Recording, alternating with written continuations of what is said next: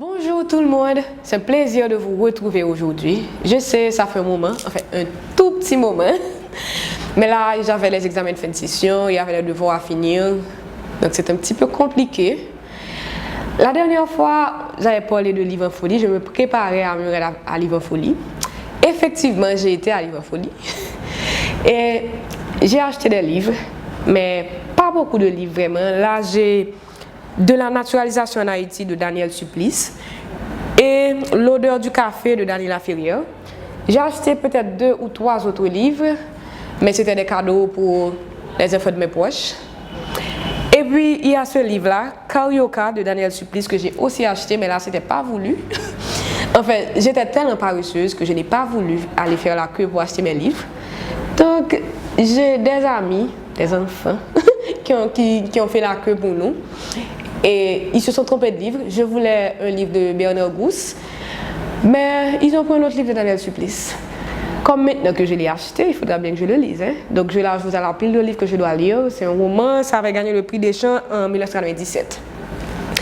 Mais là, autre chose, beaucoup plus intéressant encore, c'est que maintenant je suis en vacances, totalement en vacances. Bon, c'est vrai, je vais travailler chaque jour, mais ça veut dire que quand je rentre chez moi le soir, je n'aurai plus de texte de 200 pages à lire, etc.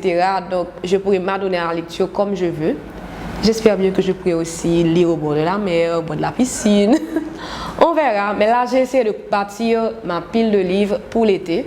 Parce que pour l'été, je veux des lectures vraiment relax. Pas mal craser tête pour essayer de comprendre, lire pile gros théorie. Non, je n'ai pas ce genre d'énergie là. Je suis en vacances et après ma dernière session, vous avez entendu, qui a été particulièrement lourde, donc j'espère pouvoir relaxer un petit peu. Et au haut de ma pile, il y a ce livre-là, m'espérer mettre lui, reconnaître lui. Allô Cindy! C'est Cindy Ducrépin qui m'a passé ce livre depuis plus de mois, mais je n'ai pas encore eu le temps de le lire. Et là, je l'ai mis en haut de ma pile parce que premièrement, il faut remettre lui. Et deuxièmement, c'est un livre qui m'a toujours intéressé. Ensuite, il y a Tous mes derniers maintenant que je dois à tout prix lire. Il y a Le goût des jeunes filles que j'ai acheté après Livre en Folie à la Pléiade, que j'ai ajouté à la pile. Il y a Bridget Jones, le journal de Bridget Jones. J'avais déjà lu ça, mais j'étais vraiment très petite quand j'ai lu ça. Donc je pense le relire. D'ailleurs, oui, la version que j'avais lue, c'est ma cousine Blenda qui me l'avait passée. Ça fait vraiment très longtemps. Moi, c'est dans le secondaire toujours, vraiment. Et puis quoi d'autre? Oui, il y a le dernier tome de la trilogie To All the Boys I've Loved Before, que j'avais commencé à lire. 2 premiers tomes, je me suis lu une après l'autre dans 2 nuits. Et puis après, les devoirs m'ont rattrapé. J'ai voulu continuer, mais je n'ai pas pu. Donc là, après Emily Prophète, là, c'est avec ça que je vais continuer. Et puis Le goût des jeunes filles. C'est encore ça, je l'ai acheté depuis très longtemps. Je me souviens, depuis peut-être 2014, comme ça. J'avais une escale très longue. Je n'ai pas 3 heures de temps dans l'aéroport là et puis je marché dans toute bookstore et j'ai acheté ça. Et je ne l'ai jamais lu. Et il y a ce livre-là aussi, L'art presque perdu de ne rien faire de Daniela Ferrier.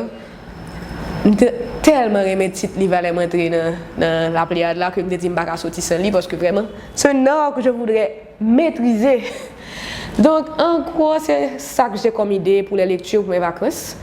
Mais je vais essayer de voir si je peux trouver d'autres romans, des choses très légères, tu vas relax, avec peu de pages aussi, pour que je puisse vraiment compléter atteindre un petit peu mes objectifs de lecture pour l'année.